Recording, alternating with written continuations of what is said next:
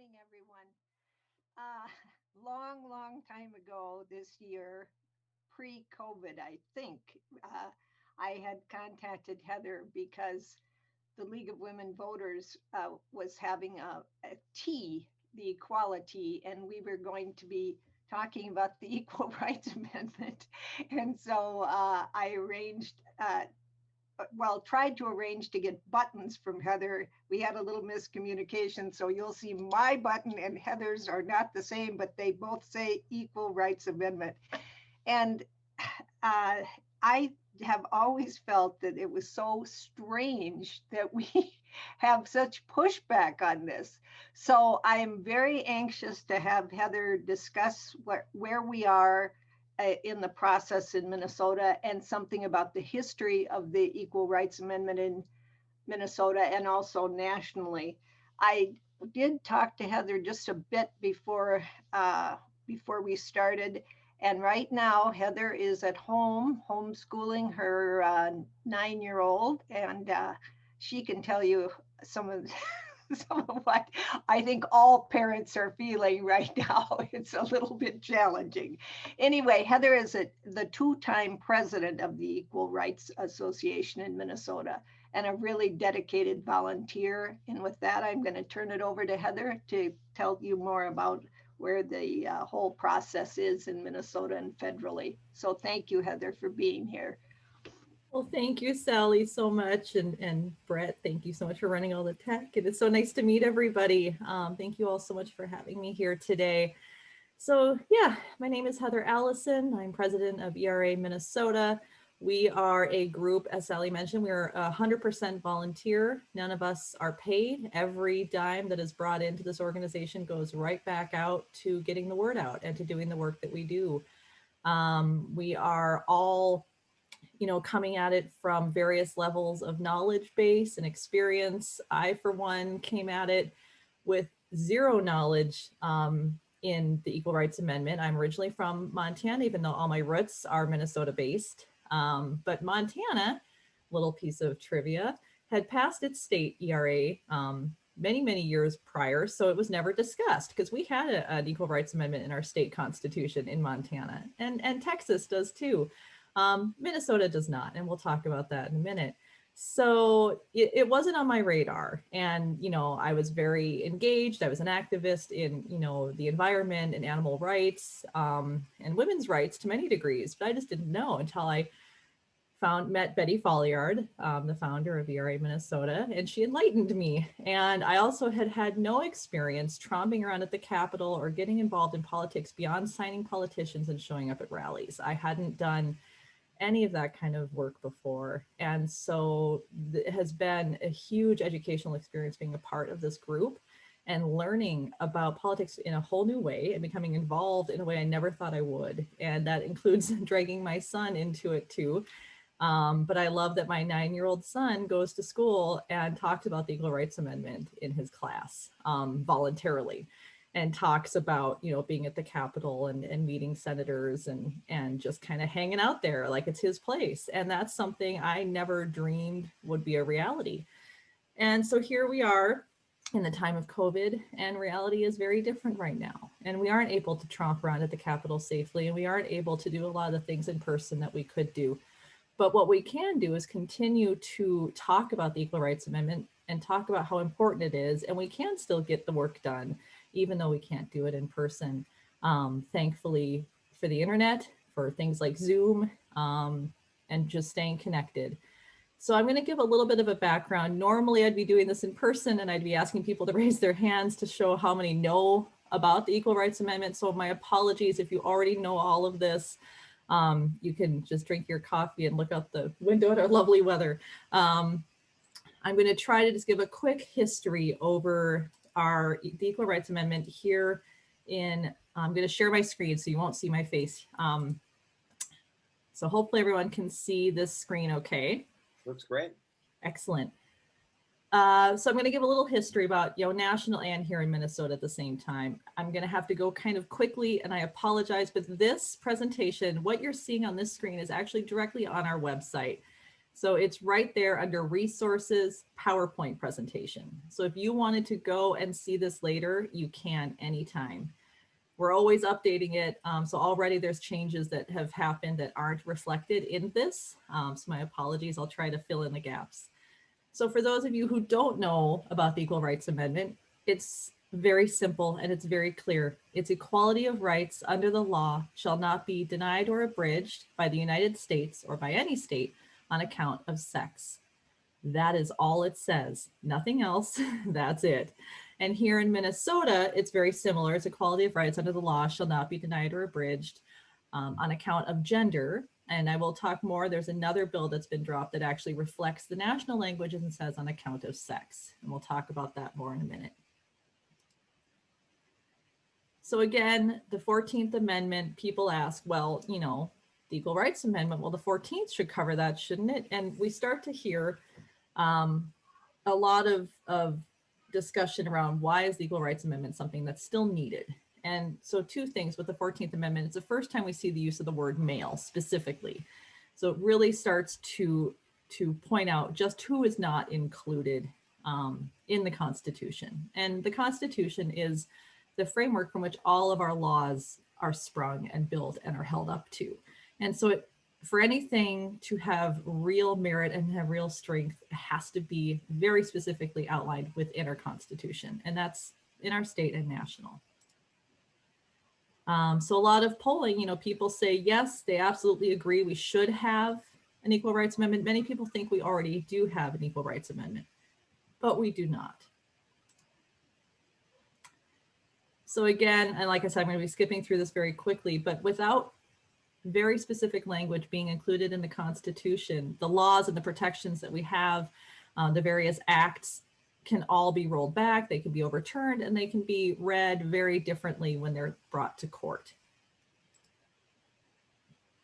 And again, neither the United States Constitution nor the Minnesota Constitution guarantee equal rights under the law regardless of sex. And I'm going to talk more about the pay inequity and the reasons why. I'm going to jump around a little bit. So again, here in Minnesota, and I know that this work had started being done by some of our representatives, but there were 116 statutes with gender classifications that have been overturned since 1972. And so this is what can happen is when you have in the Constitution things like race, class, religion, country of origin, they're called protected class statuses. And so they are specifically detailed out within the Constitution to be, you know, if someone feels they've been discriminated based on their religion or their class or their country of origin, they can go to court and they can say, hey, this is covered in the Constitution. I've been discriminated based on this. And their case will be handled in a very specific way. It'll receive what's called strict scrutiny. It'll receive a very different review process. When you don't have that very specific language, you don't receive that same level of strict scrutiny. You actually receive what's called indeterminate scrutiny. And so it's like gray area. The courts can sort of say, well, you have to really prove you're discriminated against, and we can take your proof and kind of fiddle with it however we choose and do with your case how we choose. And many of them are often dealt with in a way that the defendant is left without any real justice having been made in their case. Again, the Constitution is the foundation on which all of our laws are based. It's the fundamental beliefs and principles of our state and our country. So again, here in Minnesota, there is very specific language to protect hunting, fishing, and estate lottery, but not anything talking about sex or gender. 25 states have added an Equal Rights Amendment to their state constitutions. And why does it matter if we're fighting for state and federal? The way our country is set up is that you have your federal laws under which all the states must abide, but your state laws vary from state to state and are very important in how your local politics and your local government is run. And so it is extremely crucial to have a state ERA as well as a national ERA.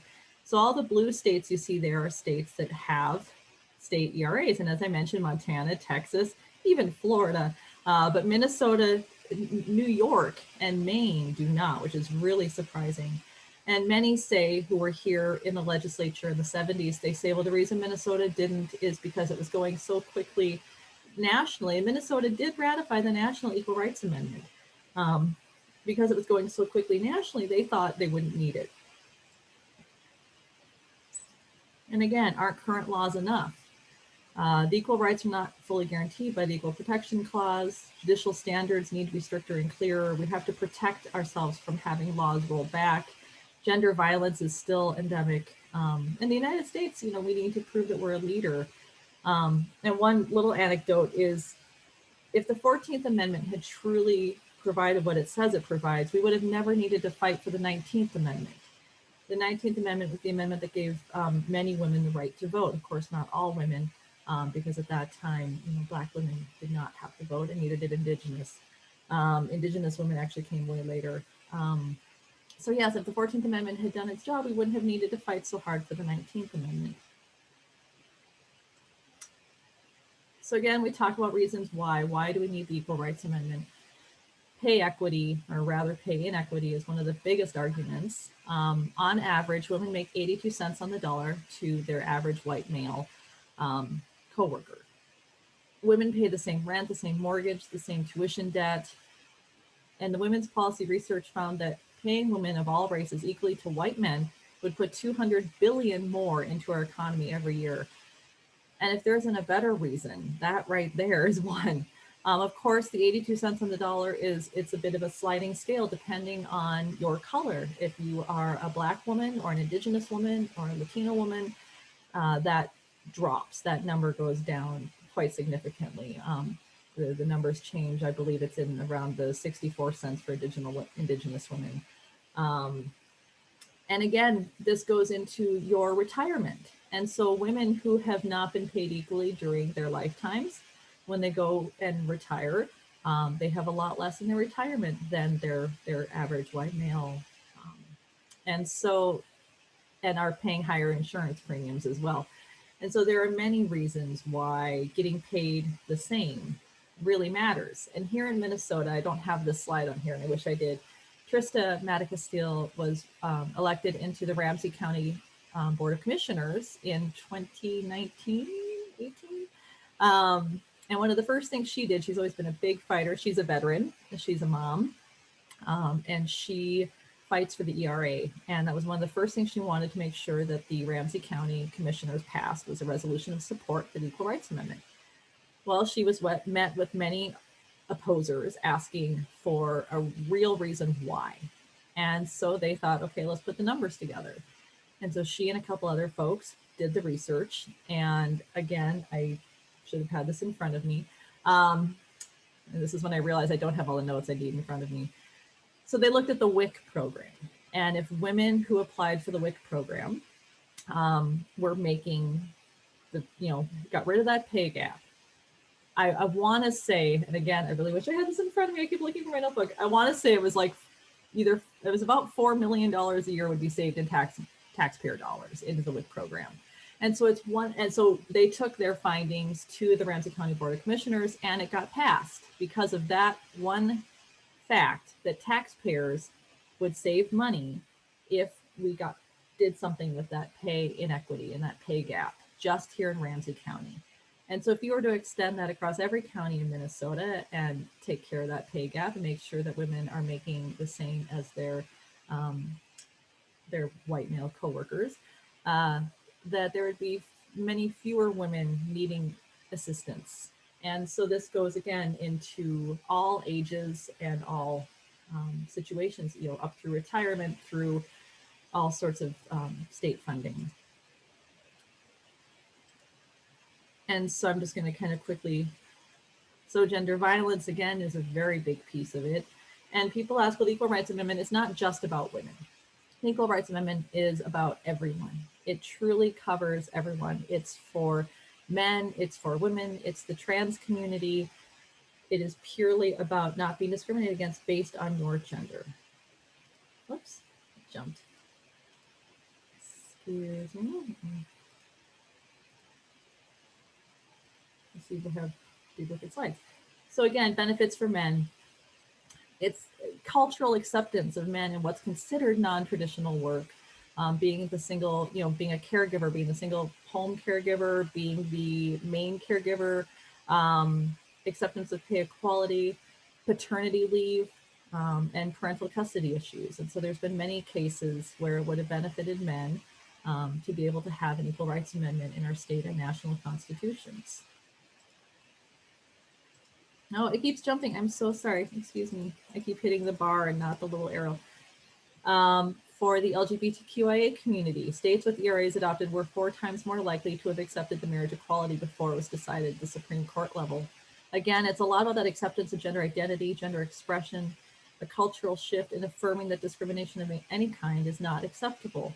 So we talk a lot about a cultural shift. So once you have something in the Constitution so that when folks go to court, their cases are heard in a very specific way, they are often more likely to win those cases. And as they win those cases, you start to see a shift in our culture. And our culture, in theory and in much hope, starts to ebb and change towards one of more acceptance and more inclusion and more understanding. When you feel you are truly respected at the very highest level of your courts and your laws, it changes the way you navigate the world and the way that the world provides your navigation. And so it is a slow change, but it is a change that would eventually occur and needs to happen. So before we talk about this slide, again, I don't have it in here. Minnesota had a very historic time in 2019. Our Minnesota House of Representatives passed equal rights amendment legislation for the first time since the 70s. And so it was huge. We have not been able to have bills passed out of there in so long. And if on our website, we do have the recordings of those floor votes and some of the arguments that came up and some of the discussions that came up.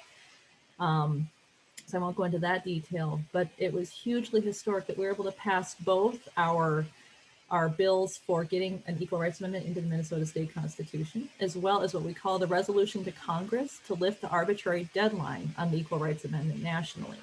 So those are the bills coming out of Minnesota. Again, Minnesota, and I seem to have lost the slide in here, it's in there somewhere, but we were I believe the 23rd or 26th state to ratify the National Equal Rights Amendment. So we hopped on that ball in the first year. We were one of the first, one of those early states to hop on. And yet we never put it in our state constitution. And so we need to do that. And we need to keep fighting. As a ratified state, we need to keep fighting for the final ratification nationally. And so nationally, in the last few years, during a very tense time in politics, a very tense political climate, we've made a lot of headway. There's been a lot of amazing work that's been done, again, here in Minnesota with getting it out of the House, as well as nationally, where we saw Illinois and Utah and Virginia ratify, and they were the last 3 states that were needed. We had 35 when they say the sun set on the Equal Rights Amendment in the early 80s. That's that arbitrary deadline we talked about, and I can talk about that more later. But since then, there wasn't a lot of movement until the last few years. So in January 2020, Virginia became the 38th state to pass the Equal Rights Amendment. And so now, and since then, it's stuck in lawsuits. And I can talk more about that as well in a minute. But it's basically up to the archivist, the United States archivist, to say that yes, the process was done in the way that constitutional amendments need to occur, and that yes, the ERA is the 28th Amendment. Well, he hasn't done that yet, and he hasn't done that for a lot of reasons. The current administration put in opinions that this should not be the case, that because the Equal Rights Amendment had a deadline of 1982, that it didn't actually pass, that none of this is legit. But there's been a lot of precedents set in the past for amendments, constitutional amendments, to pass beyond their deadlines. One of which was one of the more recent ones regarding congressional pay increase. And so in the Constitution, it says that an amendment needs to pass within a lifetime. Well, that amendment took over 200 years to pass, and it was allowed. That is definitely not within anyone's lifetime.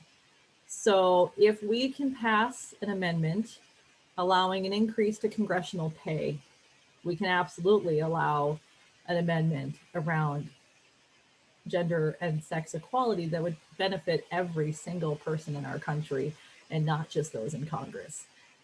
So we're saying, and many others are saying, no, there's been precedent set. Amendments don't have to happen within a lifetime. And so now there are many states who are fighting this out in the courts. The three states, Virginia, Illinois, and Utah, band together to fight this together against.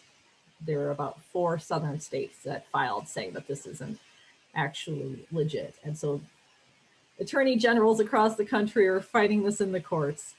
And so we keep saying here in Minnesota that we support this resolution to get rid of that artificial deadline, to allow Virginia to be the 38th state and to allow the ERA to become the 28th Amendment. And so how do we do that? When we talk about getting this work done, how does that happen? And it's talking to each other.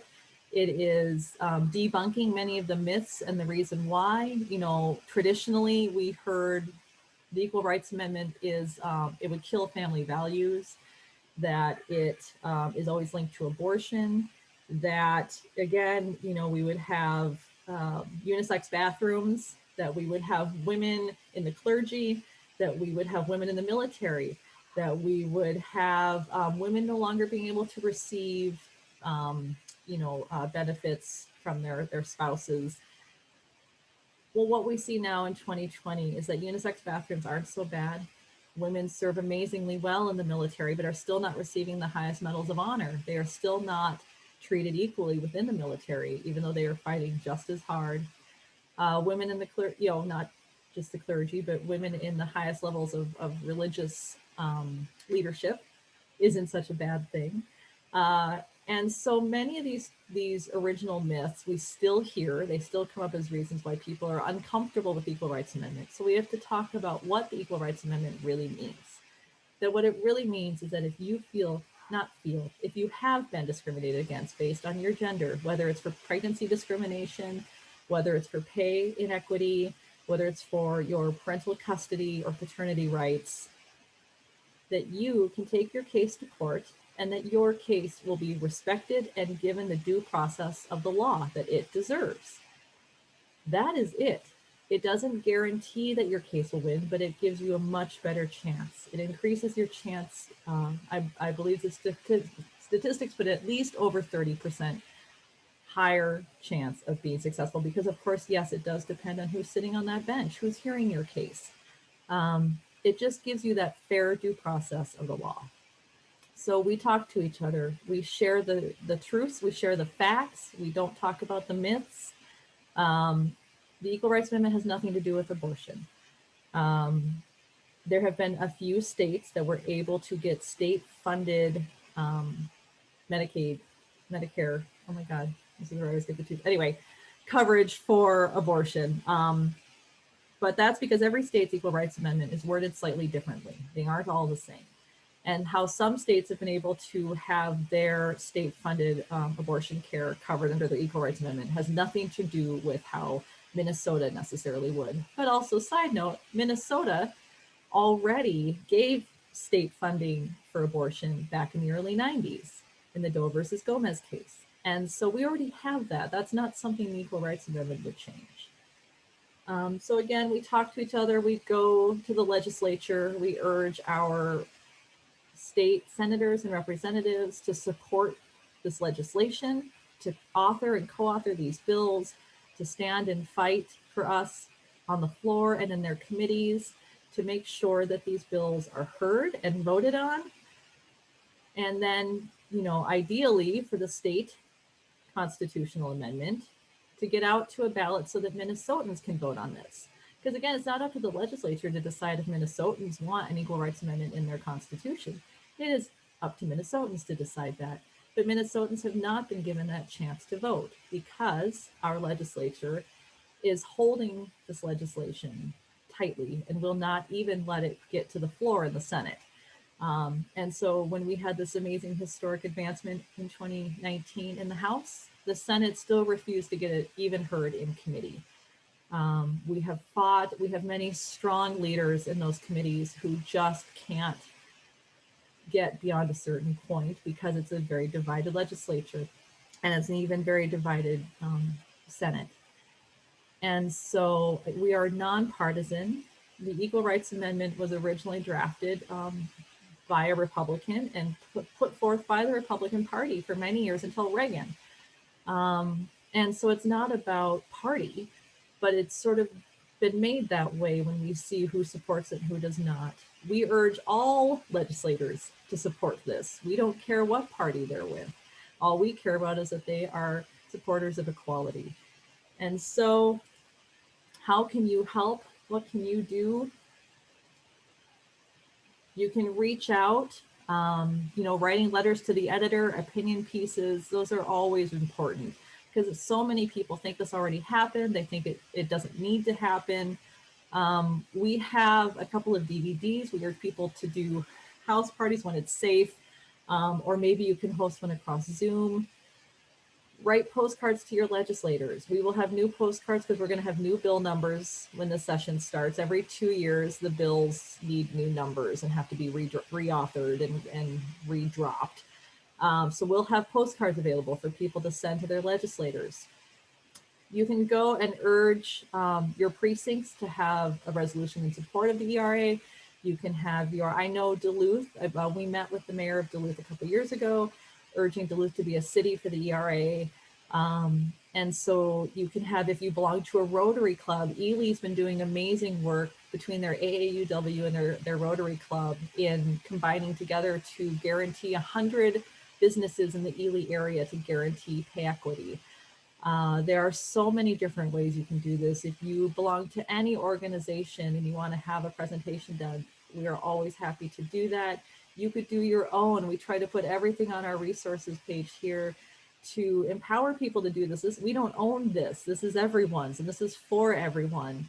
And again, in an election season, we always urge people to elect equality, to find out where your candidates stand on the Equal Rights Amendment, and to make sure you vote for the candidate who is pro-equality. And we always have that information available on our website. And so a couple other, I'm just going to stop this screen so I can go to a different screen. I don't know, where did it go? So again,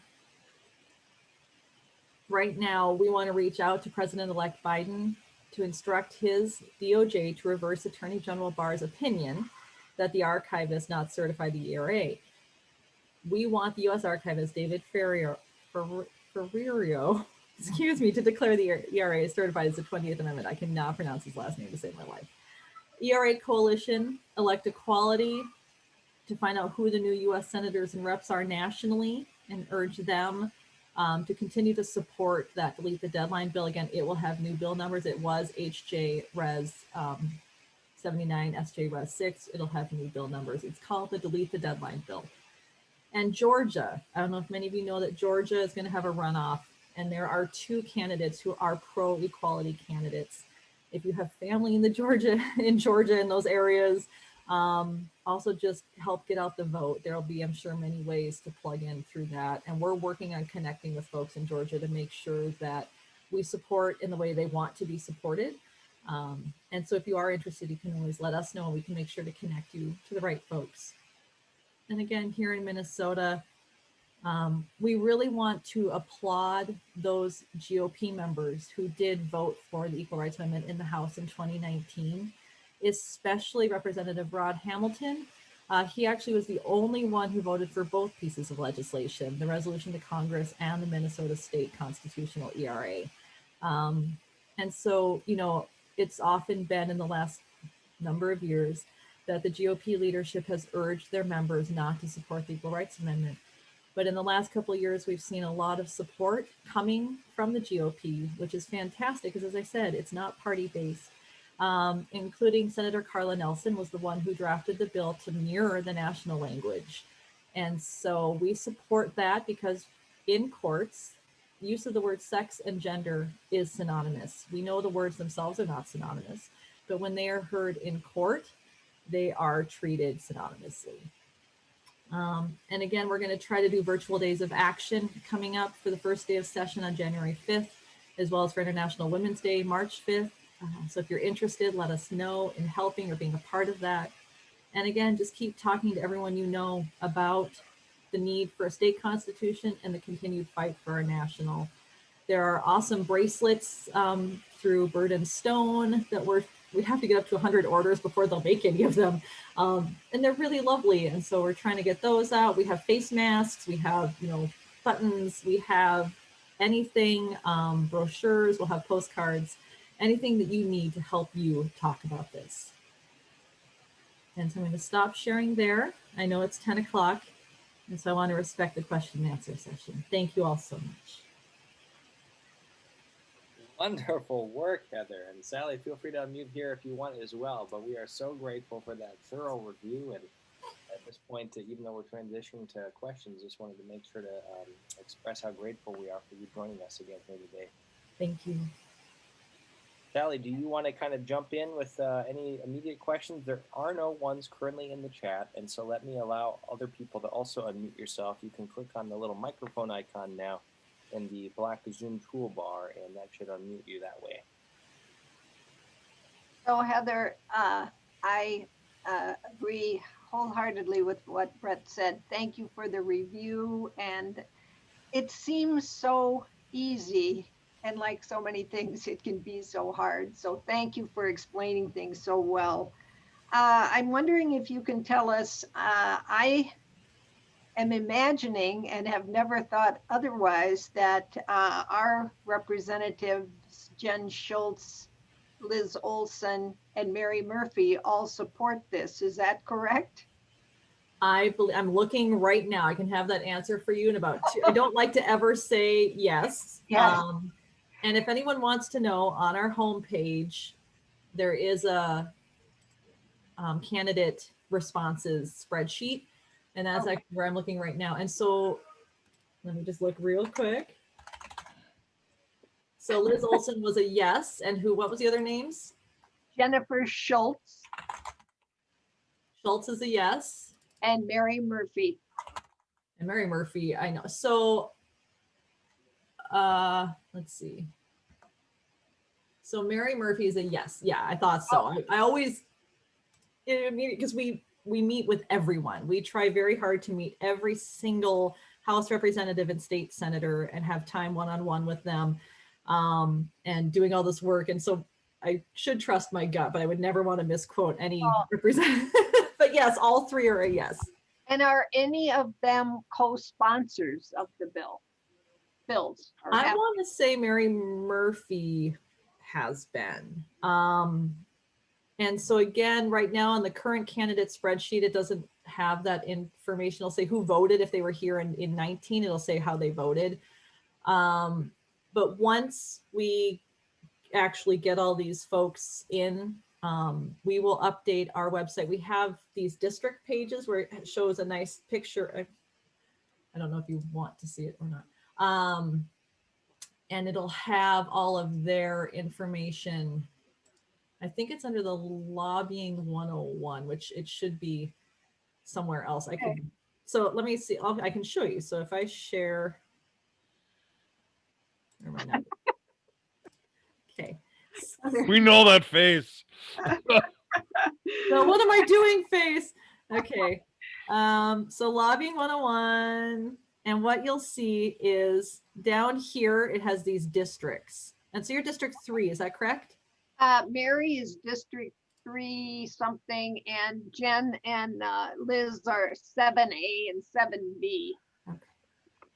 So again, once we get this updated with the current, what you'll have is their picture, and then yes, it'll show voted in favor of, but so she was not actually, oh wait, yes, she was. I'm sorry, this little screen's covering it up. She was a co-author of HF 13 and she voted in favor. And so we'll have all that information here. And for the folks who don't, it'll say voted against or, no information on. And so if you ever don't know your district, we have that that district finder on here as well. Okay, very good. And we always have copies of the actual bills. And so you can click on them and see the actual bills and the language. We have scripts, we have the direct emails and phone numbers for every legislator. And so we try to give all this information that we can on our website. So before I let someone else ask, you have a bill drafted that's going to be presented for the new session then? So I'm trying to stop sharing my screen. I can't get it to stop. How do I make it stop? There we go. There you are. Hello. I lost the button. That's the first time that's happened. So yes, so I really, it's the legislators who are the ones who, you know, they're the ones who draft the bills and then come to us if they know about it. So for a long time, we had to go and say, hey, we really feel you should have bills about this. But that work's been done. And so now what's really cool, and this is more of that exciting advancement that's been made, is the legislators seek us out. And we actually currently have a number of legislators who are kind of fighting each other to be the key main author, both in the Senate and House, which is a really very privileged and honored position to be in. And many of them have been amazing supporters for years and big advocates. And so we will be working with those folks before session even starts, because we really want to make sure these bills have very low numbers. You like the bills to have, you know, be like Senate File 1 or Senate File 10, not Senate File 2,300. So yeah, so that work will be happening before session. Then as soon as session starts, then they can actually, we can start advocating for those specific bill numbers. And as soon as we have them, we will be sure to publicize that greatly. Yes. Wonderful. And then always getting, you know, if you see that your representative is not a co-author, we want to have as many co-authors on those bills. They can also clone bills. And so you can have a direct duplicate of a bill just to continue to show that support. It really makes a difference in the legislature for them, for leadership to see how many members are signed on to these bills. And so if you see that your rep who you know is supportive isn't on a bill, reach out to them and say, hey, we really urge you to co-author so-and-so's bill. We're very lucky. We have very progressive legislators up here. So, yeah. All right. I'm going to stop asking questions so others can. So I see Dave and Stephen are both ready, and I'll just sneak a quick question here from the chat, Heather. That last Microsoft Word document that you shared, is that also on the website or something that you could drop in the chat as a link to with all those actions? It unfortunately is not. That came out of our most recent virtual event. I can make it available. It's currently not in a form. I literally, it's been cut and pasted out of our email blast. And so however it would be easiest for me to, if like I could, while I'm talking to you, Brett, I could just email it to you right now. And then if you want to get it out to everybody, would that work? Yeah, that's great. Yeah, whatever's easy. Yeah, that's the easiest. Yeah, those are our most recent calls to action that have come out of, like I said, we had a what's next virtual event call. Awesome. So I will do that while the next question comes at me. Well done.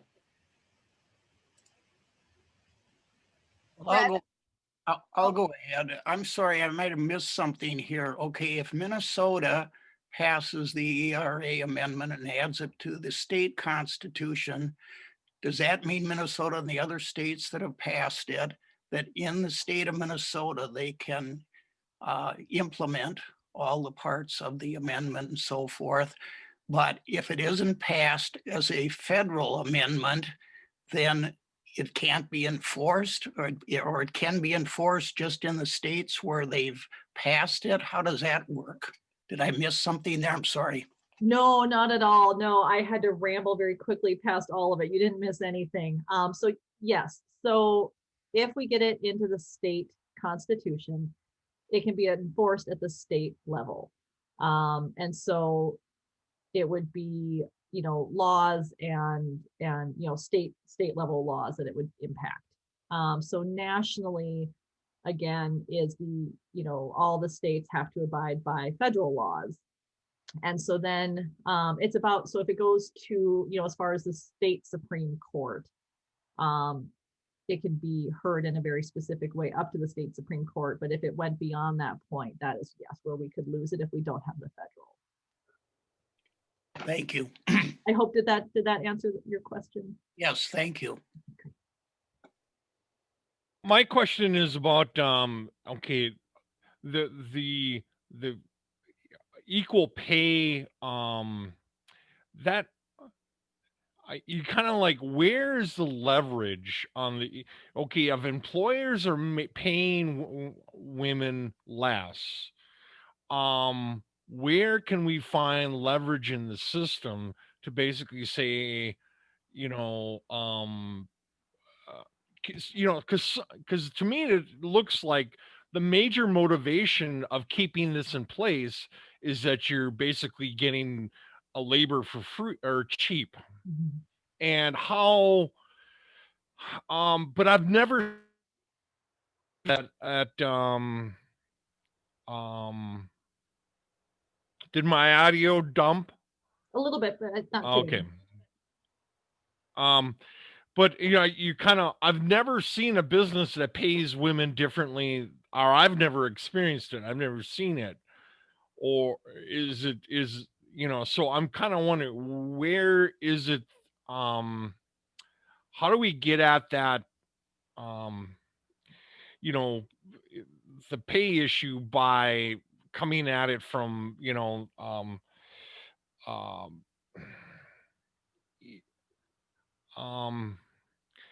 it, there's got to be someone that you can nail to say your organization is doing this, Mhm.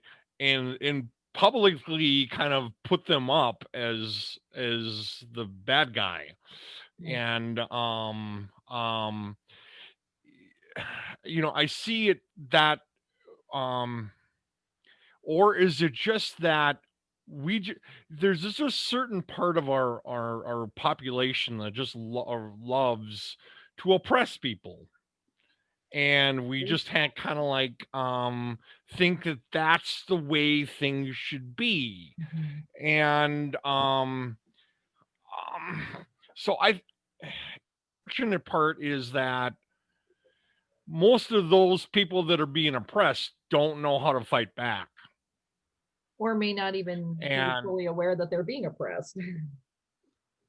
correct. Mhm. And um and so to me, what a lot of this is politics, power politics 101, Mhm. basic community organizing, of teaching people about what is power, organized money, organized power, organized people, and those kinds of um anyways, I think you got the gist of where I'm trying to come from here, if you got a response.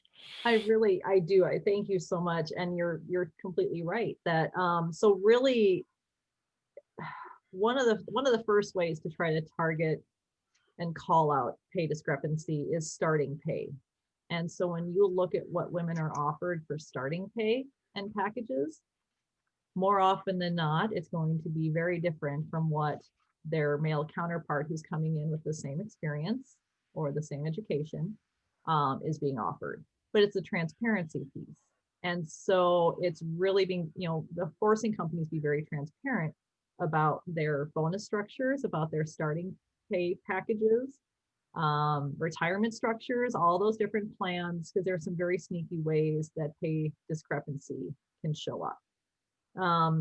That's one of the first ways is starting pay and pay packages, because a lot of times traditionally when you talk about the oppression piece, when women weren't always in the workforce the same way that many men, and again a lot of this is very different when you look at women across the country. And so this story is not the same for all women. There have always been women working, but when you look at coming into the career landscape and coming into especially fields where it was traditionally men, already men had more experience, and so that was used against women a lot. was that, well, you're coming in at a lower pay because you don't have the experience. Well, women weren't allowed the experience. They weren't given the opportunity to have that experience, or if they had that experience, it wasn't being recorded in the same way, and or wasn't thought of or believed to be the same in that oppression piece and in that sort of that kind of systemic misogyny piece. And so the politics and the power around money is a big one. Transparency is key. And yes, people talking to each other and calling out companies that aren't. And again, the pregnancy discrimination piece is huge too. Men traditionally aren't the ones who get pregnant and have to leave work at some point to give birth, and or were unable to perform some roles of the job due to pregnancy. And that was used against women and is continued. I said I used to do legal recruiting for a top tier firm in New York. And I was actually told to screen resumes of women who were of a certain age and believed to probably be looking to get married or start a family anytime soon. We were absolutely not to waste our partners' time bringing them in for interviews. Our recruiting department was all women. And so that wasn't that long ago. And so these are practices that are still happening. But how do you call it out? Because again, if you don't have anything in the Constitution specifically outlining gender and sex as a protected class, you can say, hey, this is happening, and they can find any myriad way to say, oh no, well, they weren't really saying it was because they were a woman. They were saying it's because they can't lose, the workforce, and they can, so it's grassroots. It's everyone talking to each other. It's calling out, it's transparency. And people comparing paychecks, which we've always been sort of told, especially for women. Women have been culturally trained never to question how much money they make, to not fight for more. I felt so uncomfortable ever asking for a raise. It was not in my dynamic to ever feel like it was my right to get paid more. But men aren't treated that way. Men are traditionally raised to say, no, you fight for every dime and you fight for more and you deserve more. And so there's that dynamic that needs to change. And we have to empower people to fight for fair pay. And so that starts with, hey, how much are you making? Or I know that you and I have the same experience. Can I ask you what you're making? And then and if they don't want to say it, you go to your boss and say, hey, what are they making? Because I think I'm not making the same. And then not getting punished for doing so. And that's the big piece too. So I don't know if that answers your question, but no, it does. It does. But it's a long haul battle. It really is. It will not happen overnight, but starting and getting that ball rolling is all we need.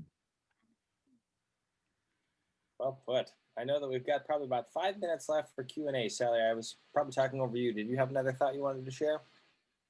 No, I think I'm sure there are people who have other questions, but is there anything you would like us to be thinking about other than making sure our own legislators are on board, which I'm fairly about 99% positive they all are. Mm-hmm.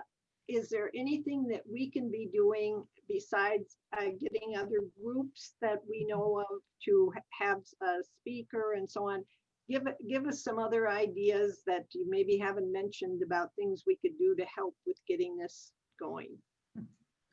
To think about things we haven't thought of yet, to think about angles, to think about, hey, I work for this company, or I used to work for this company. I want to talk to them about, their pay structure, or again, that Rotary, if you belong to a Rotary Club or a Lions Club or any of these other groups, and pulling together the pieces that haven't been made yet. And that's the thing too, is every area.